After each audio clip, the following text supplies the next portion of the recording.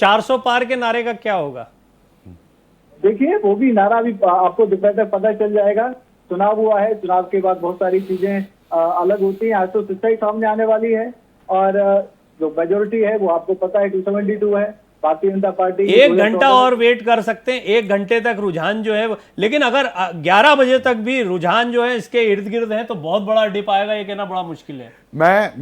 मेरा जो अनुमान है, ये 212 जो इंडी गठबंधन का आप देख रहे हैं, ये बहुत बड़ा अचीवमेंट है इंडी गठबंधन का, कोई दो मत नहीं। लेकिन इनमें से 100 क्लोज फाइट्स हैं, टाइट फाइट्स हैं, जिसमें कि अपर हैंड बीजेपी के पास है और वो हम लोगों को 12, पौने 12, साढ़े 11, 12 के बीच में ही जा करके क्लियर हो पाएंगी, क्योंकि मार्जिन ऑफ विक्ट्री इन 100 में बहुत स्लेंडर होगा। और कौन जीतेगा with a BJP having upper hand, ये देखना 100 सीटों पे महत्वपूर्ण होगा। अच्छा, ये जश्न की तस्वीरें हैं और दक्षिण भारत की लग रही हैं। दक्षिण भारत से ही आ रही है, क्योंकि आज आंध्र प्रदेश में, उड़ीसा में विधानसभा के चुनावों का भी रिजल्ट आना है, तो उसको लेकर भी लोगों में उत्साह है। वो तस्वीरें लगातार आ रही हैं। प्रियंका गुप्ता है हमारे साथ लगातार बनी हुई। प्रियंका जी, अभी हमने अपने रिपोर्टर के जरिए बीजेपी हेडक्वार्टर्स की तस्वीरें दिखाई, तो वो कह रहे थे कि वो जोश थोड़ा सा कम अभी नजर आ रहा है फिलहाल, जिस तरीके से ये टैली आगे बढ़ रही है। और जब हम ग्राउंड पर सातों फेजेस के चुनाव हम लोग कवर कर रहे थे, तो तब ये कहा जा रहा था कि जनता थोड़ी उदासीन है, निकल नहीं रही है घर से। तो प्रियांशु जी से मेरा यही सवाल कि अभी जिस तरीके से हम ये बोल रहे थे कि जनता में उदासीन है, लेकिन अभी जो ये 212 का आंकड़ा दिख रहा है, आपको लग रहा है कि वोटर, कुछ साइलेंट वोटर्स भी थे जिन्होंने इंडिया अलायंस के लिए वोट किया? अमितांशु जी, ये साइलेंट वोटर नाम की चीज कुछ रह नहीं गई है। अपॉर्चुनिस्टिक वोटर जरूर है इस देश में, जो कि फेंस सेटिंग करते रहते हैं और आखिरी में जो जीतने वाला है साइड, उसके पक्ष में चले जाते हैं। और वो तभी डिसाइड करता है जब उसे ये आकलन हो जाए कि नैरेटिव किसकी चल रही है, किसके पक्ष में नैरेटिव ज़्यादा मजबूत है। तो वो 10 से 12% की कहानी है, उससे ज़्यादा की नहीं है। ज़्यादातर लोगों ने पहले ही डिसाइड कर लिया होता है कि किसको वोट जाना है, मेजॉरिटी जो वोटर्स है। हाँ, लेकिन अब आप ध्यान दीजिएगा कि 11:30 से लेकर के 12 के बीच में बहुत बड़ा परिवर्तन आएगा। और ये मैं बार बार कह रहा हूं, क्योंकि 204 में से 100 सीटें ऐसी हैं जिसमें क्लोज फाइट है, जिसमें टाइट फाइट है और बीजेपी अपर हैंड है। और ये टैली एकदम से बदल गई है, एनडीए वापस अभी नहीं ये बनेंगे। सर, छत्तीसगढ़ में भी 50 सीटों पर जो है वो अभी भाजपा पीछे नजर आ रही है। छत्तीसगढ़ में 11 की 11 सीटें भारतीय जनता पार्टी आसानी से जीतेगी। छत्तीसगढ़ में कांग्रेस पार्टी शून्य में आउट होगी। सर, कल भूपेश बघेल ने वीवीपैट को लेकर और फॉर्म सी को लेकर सवाल उठाया। ये यही चीज बताता है कि हार का पूर्वानुमान मुझे हो गया है और इसलिए बहाने बनाने का काम वो कर रहे हैं। चुनाव आयोग की निष्पक्षता पर प्रश्न चिन्ह उठाना ये उचित नहीं है।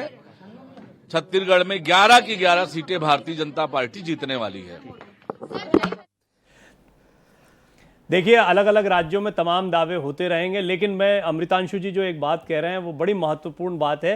ये रुझान है और रुझान सभी व्यवस्थाएं ठीक हैं और अंदर अधिकतर टेबल्स पे सभी कैंडिडेट्स ने अपने एजेंट्स नियुक्त किए हुए हैं। उनकी देखरेख में, उनकी प्रेजेंस में वो काउंटिंग चल रही है। सर, एक सवाल रहेगा। अखिलेश यादव ने एक बयान दिया, उन्होंने कहा ईवीएम से नहीं डीएम से डर लगता है। कैसे देखते हैं सर? चुनाव आयोग के द्वारा एक पूरी व्यवस्था दी हुई है जिसके माध्यम से निष्पक्ष, पारदर्शी और फेयर तरीके से काउंटिंग कराए जाने की पूरी व्यवस्था की गई है। ऑब्जर्वर्स भी मौजूद हैं, मतगणना के ऑब्जर्वर्स, वो भी हर एक राउंड में स्वयं भी उनके द्वारा हर एक टेबल पर एक माइक्रो ऑब्जर्वर भी तैनात किया गया है, जिसका पैरेलल वो खुद रिव्यू कर रहे हैं। उसके बाद हर राउंड में उनकी गिनती सब शुरू हो गई तो थोड़ा सा टेंशन रहता है कि पता नहीं कौन आगे पीछे सब। इट्स वेरी एक्साइटिंग मोमेंट है अभी इस वक्त। एंड मुझे पूरा यकीन है कि हमारी पार्टी आएगी और हम लोग जरूर सरकार हम बनाएंगे। और मेरा भी मथुरा से बहुत अच्छा लीड हो रहा है अभी इस वक्त, तो काफ़ी अच्छा चल रहा है। एंड अभी आगे देखेंगे, 1 बजे तक बहुत सब क्लियर हो जाएगा।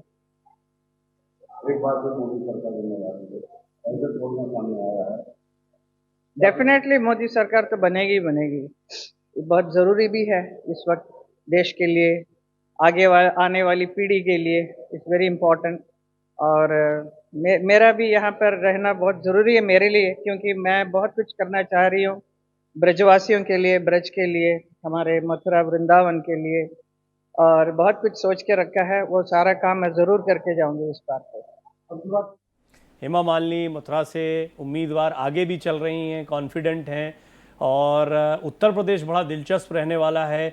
जिस फ्लक्चुएशन की बात कर रहे हैं अमृतांशु जी, वो मुझे लगता है कि वो उत्तर प्रदेश में बहुत देखने को मिलेगा, क्योंकि बड़ी क्लोज फाइट है। ये पहले से माना जा रहा था कि वोटिंग परसेंटेज जिस तरह 2022 में समाजवादी पार्टी का बढ़ा था, कांग्रेस समाजवादी पार्टी साथ में आई, तो कई सीटें जो केक वॉक या बहुत मजबूत सीटें या बड़े अंतर की सीटें थी बीजेपी के लिए, उस पर अंतर कम हो सकता है। लेकिन वो पूर्वांचल का बेल्ट आपने देखा, पूर्वांचल पर किस तरीके से मेहनत प्रधानमंत्री मोदी ने की। इसमें पूरा आप मिर्जापुर, सोनभद्र, बनारस होते हुए गाजीपुर तक जाते हैं, पूरा बेल्ट जो है, आजमगढ़ भी देख लीजिए, आजमगढ़ में हालांकि निरहुआ आगे चल रहे हैं जो ताजा अपडेट था, लेकिन बहुजन समाज पार्टी के गुड्डू जमाली जब उपचुनाव में खड़े हुए थे तो वो एक छोटा सा सैंपल है जो आपको बताता है कि कैसे बीएसपी कई जगह पर समाजवादी पार्टी का कुछ वोट हासिल करके गेम बिगाड़ देती है। तो ये कुछ वोट बड़े इंपॉर्टेंट हैं दोनों ही तरफ के लिए। तो 100 सीटें, मैं बिल्कुल एग्री करता हूं आपसे, जो इंडिया अलायंस की सीटें दिख रही हैं उसमें ऐसी बहुत सी सीटें हो सकती है जहां पर क्लोज फाइट हो, और आने वाले समय में 1 घंटा 1.5 घंटा बाद 11:30-12 बजे के आसपास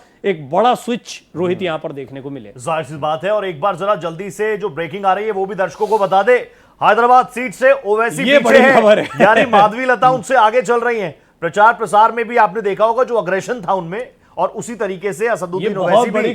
अनंतनाग से महबूबा पीछे, महबूबा मुफ्ती भी पीछे, अरे अमेठी से स्मृति ईरानी भी पीछे हैं। ये कुछ बड़े चेहरे हैं जिनको लेकर बड़ा सवाल खड़ा हो रहा था। कंगना रनौत ने अपनी लीड बरकरार रखी हुई है, शुरुआती दौर से आगे चल रही हैं। जीतेंगी, शुरुआत से हम लोग बात कर रहे हैं इस पर। हालांकि देखना होगा, थोड़ा विक्रमादित्य सिंह का अपना दावा रहा है, उनकी अपनी एक ये देखिए प्रज्वल रेवन्ना इतना इनके मुद्दे पर चुनाव और अभी कन्हैया आगे चल रहे थे दिल्ली से, अब पीछे हो गए। और हमारे साथ भारतीय जनता पार्टी की प्रवक्ता नेहा जोशी जी भी जुड़ रही हैं। नेहा जी, आपका भी स्वागत करते हैं। अभी जो रुझान आ रहे हैं उसमें हम लोग बात कर रहे हैं, एक फ्लक्चुएशन आता है, और 11, साढ़े 11 के बाद में हम देखेंगे कि काफ़ी हद तक स्टैटिक हो जाता है मामला, या रुझानों में बहुत बड़ा परिवर्तन या बड़ा डिप नहीं आता। लेकिन अभी फिलहाल इंतज़ार करना होगा। मेरा एक सवाल बार बार सभी से है, जितने बीजेपी के प्रवक्ता बैठ रहे हैं, मैं उम्मीद कर रहा हूँ कोई मुझे जवाब दे। अगर वो जीत नहीं होती है जिसका दावा किया गया था, तो क्या कुछ बदलेगा बीजेपी के लिए, क्या कुछ बदलेगा आने वाली राजनीति के लिए, गठबंधन की राजनीति के लिए? जो ताकत, जो प्रभाव बीजेपी का देखने को मिलता था, उस पर कितना असर पड़ेगा?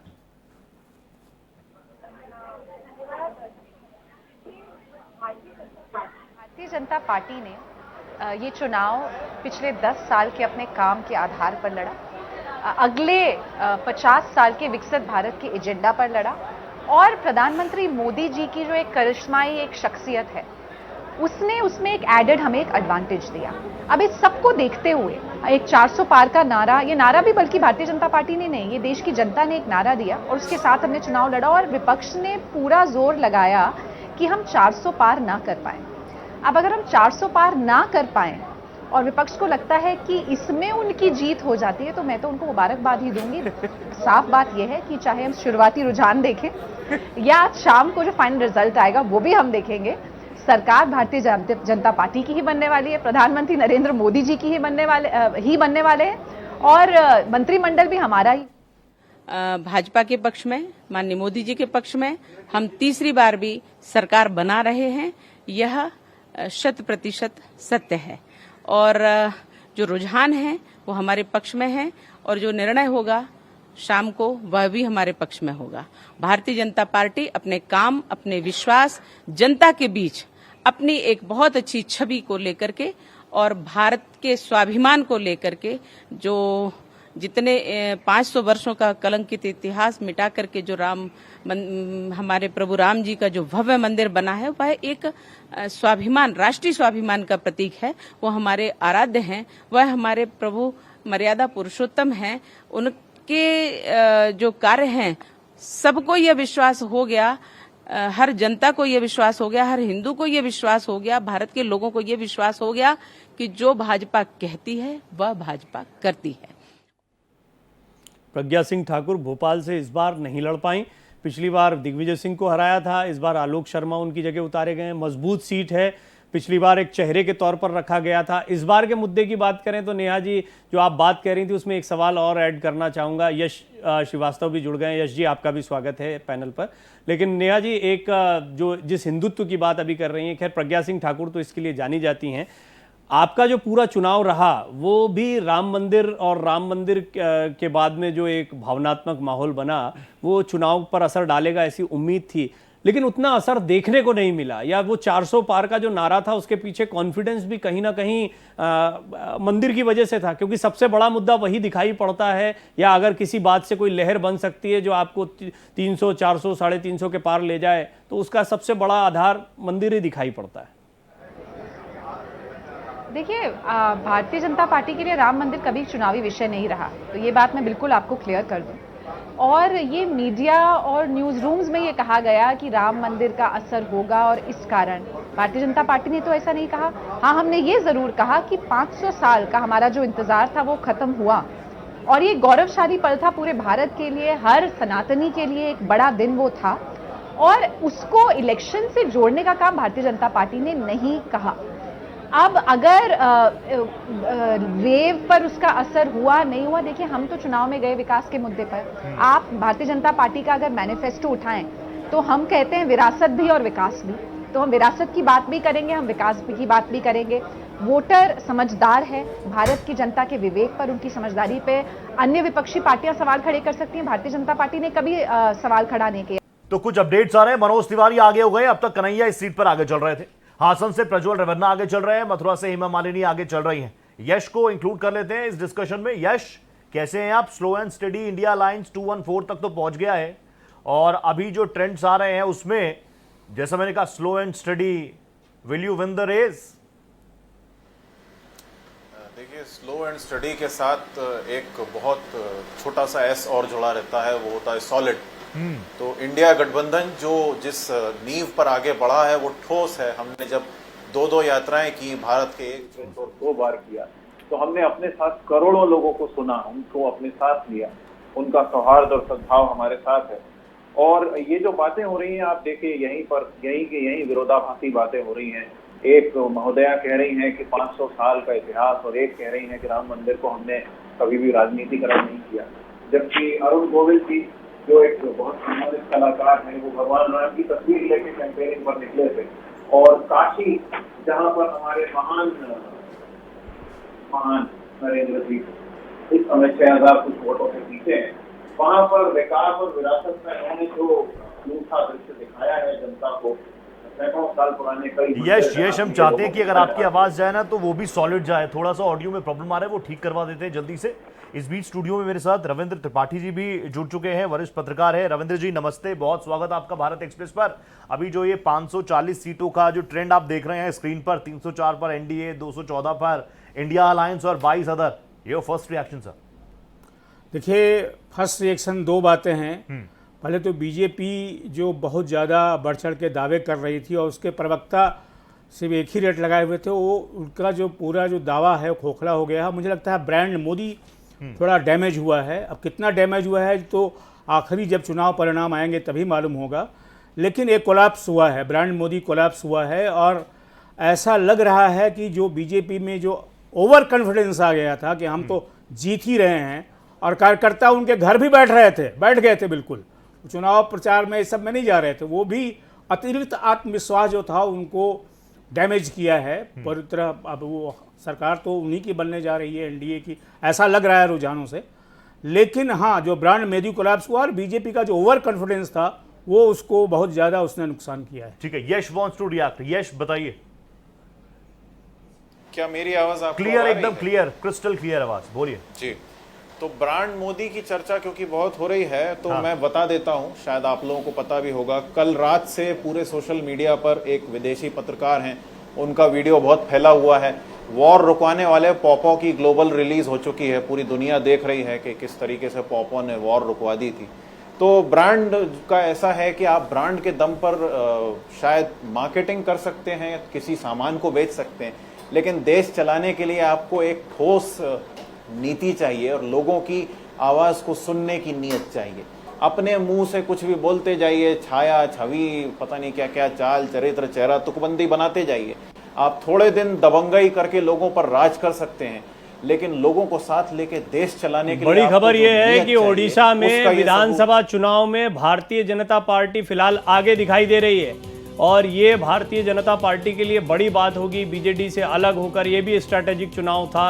उम्मीद यही कर रहे हैं कि ये जो सीटें बड़ी कई जगह पर कम दिख रही हैं तो अभी सोच रहे होंगे कि कंपनसेट कहाँ से हो रही है। तो पहले से ये टारगेट था कि ओडिशा, तमिलनाडु में भी मेहनत कर रहे थे, लेकिन वहाँ का देखते हैं कि अभी क्या बीजेपी के लिए दहाई का अंक लाना भी एक बहुत बड़ी सफलता होगी। वहाँ तो पश्चिम बंगाल में कितनी बढ़ती हैं इस पर भी नज़र होगी और साथ ही साथ आंध्र प्रदेश में और देश भर के जो रुझान आ रहे हैं और खास करके हम सब समझ सकते हैं कि जब तीसरी बार अर्थात 15वें साल में प्रवेश कर रहे हैं, 10 साल के कोई सरकार चले उसके बाद भी जनता उस पर विश्वास रखे और वह भी इतना बड़ा देश, इतनी विविधता वाला देश, इतनी विभिन्न प्रकार की आबादी, विभिन्न प्रकार की समस्याएं, विभिन्न प्रकार के माहौल और विभिन्न प्रकार की चुनौतियां। लेकिन मुझे इस बात का संतोष है, यशस्वी प्रधानमंत्री श्रीमान नरेंद्र मोदी के नेतृत्व में भारतीय जनता पार्टी पूर्ण बहुमत की सरकार भी बना रही है। साथ ही साथ और संतोष की बात है, 29 की 29 मेरे पास अभी जो रुझान आए हैं 29 ही लोकसभा में मध्य प्रदेश में 29 की 29 सीट पर भारतीय जनता पार्टी आगे चल रही है। मेरी अपनी ओर से प्रदेश की जनता को बधाई, माननीय मोदी जी, माननीय नड्डा जी, माननीय अमित जी, सभी को बधाई। तो छिंदवाड़ा में नकुल नाथ भी 10,000 वोटों से हाँ, हमने तो पहले ही कहा था कि छिंदवाड़ा में हमको कोई दुनिया की ताकत रोक नहीं सकती है। छिंदवाड़ा अब हमारे लिए खास करके कमलनाथ कहते थे कांग्रेस का गढ़ है, हमने कहा गढ़ नहीं गड़बड़ी है और वो गड़बड़ी सबके सामने आई है। जनता का प्यार भाजपा के प्रति है और छिंदवाड़ा पूर्ण बहुमत से जीत रहा है। मध्य प्रदेश के मुख्यमंत्री डॉक्टर मोहन यादव 29 की 29 सीटें आ रही हैं, ये वो कह रहे हैं। लेकिन देखिए महाराष्ट्र में 22-22 का मुकाबला, ये भी बहुत दिलचस्प है। उत्तर प्रदेश, महाराष्ट्र, पंजाब, ये वो जगह हैं जहां पर ये जो आप 216 का आंकड़ा देख रहे हैं ना, तो इसमें ये राज्य बहुत महत्वपूर्ण होंगे। और फिर पश्चिम बंगाल में देखना होगा किस तरह का मुकाबला है। राजस्थान जो है वो बड़ा दिलचस्प हो गया, 13-12 जो दिखाई दे रहा है, यानी कि राजस्थान में कांग्रेस अच्छा करती दिखाई दे रही है फिलहाल रुझानों में। अमेठी से स्मृति ईरानी का पीछे रहना भी एक बड़ी खबर है। तो ये कुछ बड़ी डिटेल्स हैं जो लगातार चल रही हैं। नेहा जी, ये सवाल बार बार पूछा जाएगा कि ब्रांड मोदी, हालांकि मैं इस पर आऊँगा, एक इसका दूसरा पहलू भी है, लेकिन पहले आप बताइए कि ब्रांड मोदी पर क्या असर पड़ेगा इन नतीजों का, अगर ये 400 पार या एक्सपेक्टेड लाइन पर नहीं आते या बहुत बड़ी विक्ट्री नहीं दिखाई पड़ती है। तो आप किसकी एक्सपेक्टेड लाइन की आप बात करें, सवाल तो ये उठता है। आप लोगों ने जैसे 400 पार का नारा दिया या फिर एक बड़ी जीत की बात कही गई, अब की बार 400 पार का नारा दिया गया, तो एक्सपेक्टेड लाइन तो खैर आप ही लोगों ने खींची थी, हालांकि वो एक साइकोलॉजिकल बैरियर भी आपने बनाया, उसमें बहुत सारे लोग उलझे।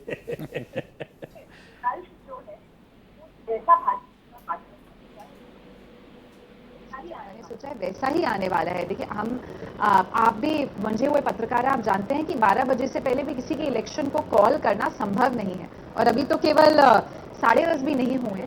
तो मुझे पूरा कॉन्फिडेंस है हमारी ग्राउंड एनालिसिस से। देखिए क्या इंडिया अलायंस या किसी भी और गठबंधन और भारतीय जनता पार्टी में फर्क है, हमारे पास काडर है।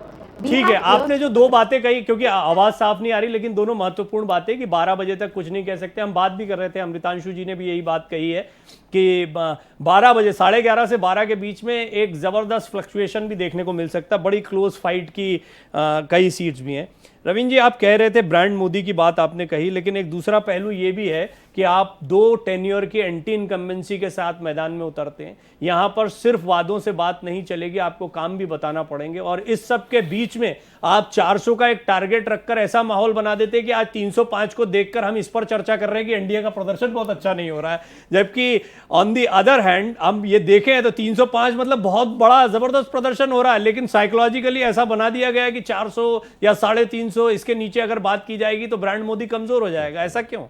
नहीं, देखिए ऐसा वही बताया ना कि बीजेपी ने खुद अपना टारगेट सेट किया था। ऐसा देखिए ऐसा होता है कि जो बड़े कॉर्पोरेट ऑफिसेस होती है, उसमें टारगेट अगर आपने तो ये तो विपक्ष को उलझाने के लिए किया था, उलझ गया वो उसमें, वो 216 पे खुश हो रहे हैं। अलग बात है, लेकिन पब्लिक परसेप्शन क्या होगा, पब्लिक परसेप्शन क्या बनता है, वो तो यही बन रहा है धीरे धीरे। हालांकि ये बात सही है कि 12 बजे के बाद 1 बजे के बाद ही पूरी तरह निश्चित रूप से कहा जा सकता है कि क्या होगा, लेकिन अभी तक जो रुझान आए हैं, जो आप बता रहे हैं, उससे आप अब ये तो डिग्री ले सकते हैं, ये एकेडमिक डिबेट हो जाएगा कि हमने उलझाने के लिए कहा था, लेकिन वास्तविकता है कि आपने जो माहौल बनाया था उस माहौल के अनुसार चीजें नहीं हो रही हैं, ये एक साफ है। त्रिपाठी जी, जो सीटें फंसी हुई नजर आ रही है उत्तर प्रदेश जैसे सूबे में, जहां पर प्रधानमंत्री नरेंद्र मोदी ने बैक टू बैक रैलीज की, सीएम योगी आदित्यनाथ की एक अपनी इमेज, वहां पर भी अगर सीटें इतना फंस रही हैं तो जो सवाल आप उठा रहे थे ब्रांड मोदी उस इमेज पर, वो तो उस पर तो हर कोई बात करेगा। फिर बिल्कुल बात तो होनी चाहिए। अब बात तो देखिए, स्मृति ईरानी भी फंसी हुई हैं और उत्तर प्रदेश में देखिए बहुत सारी चीजें आ रही थी। उत्तर प्रदेश को लेकर के बीजेपी के अंदर भी बहुत सारे कंस्पिरेसी थियरी चल रही थी और चल रही हैं। मैं उनमें अभी नहीं जाना चाहूंगा कि क्या हो रहा है, लेकिन जिस तरीके से वहां सोशल कोalition बनाया है समाजवादी पार्टी ने और इंडिया ने, वो भी एनडीए के ऊपर या बीजेपी। देखिए अमेठी रायबरेली, क्योंकि मैं खूब घूम कर आया, खूब जमीन पर लोगों से मेरी बात भी हुई और विधानसभा चुनाव में भी, लोकसभा चुनाव के दौरान भी बहुत बात होती रही। मैं स्पष्ट तौर पर बता दूं कि समाजवादी पार्टी का काडर बड़ा मजबूत है वहां पर, क्योंकि वो लड़ते नहीं थे और तो इस हिसाब से वो कभी सामने नहीं आया। समाजवादी पार्टी और कांग्रेस का साथ में आना जमीन पर बड़ा मजबूत करता है इस अलायंस को, दोनों ही सीटों पर। तो अमेठी में स्मृति ईरानी ऐसे ही पीछे नहीं, उन्होंने भी जमीन को बड़ा मथा है, खूब मेहनत करी है, काडर को मजबूत किया है, लेकिन ये अलायंस का फायदा मिलेगा ये पहले से माना जा रहा था।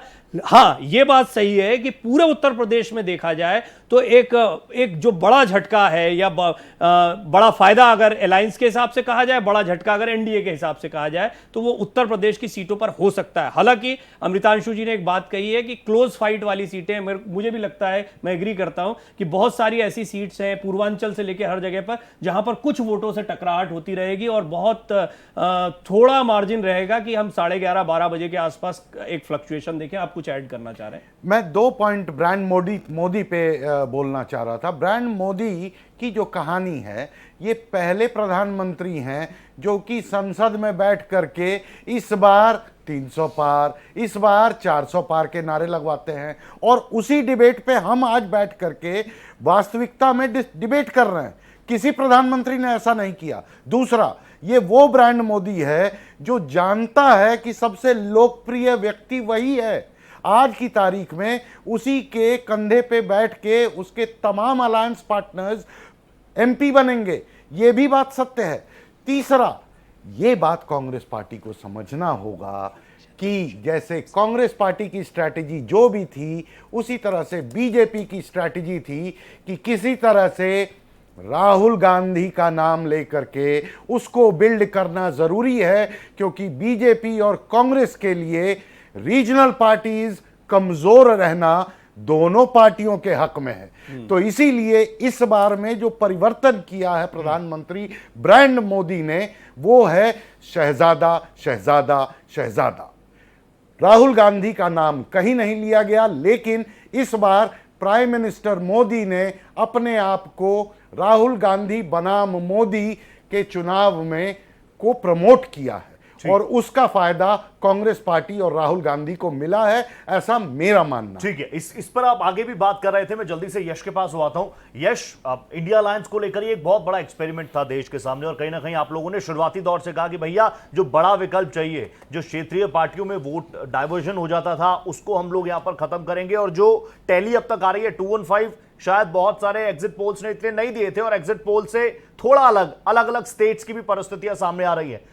इंडिया अलायंस बनने के बाद कांग्रेस, अगर मैं पर्सनली कांग्रेस के बारे में पूछूं, जिस तरीके से राहुल गांधी भारत जोड़ो न्याय यात्रा पर निकले, कई हजार किलोमीटर की उन्होंने पदयात्रा की, लोगों से मुलाकात की, राहुल गांधी की अपनी इमेज में भी बड़ा बदलाव देखने को मिला। कंगना रनौत की भी तस्वीरें आ रही है। यश, आप प्लीज अपनी बात रखिएगा। तो इंडिया अलायंस में आने से कांग्रेस का फायदा हुआ है?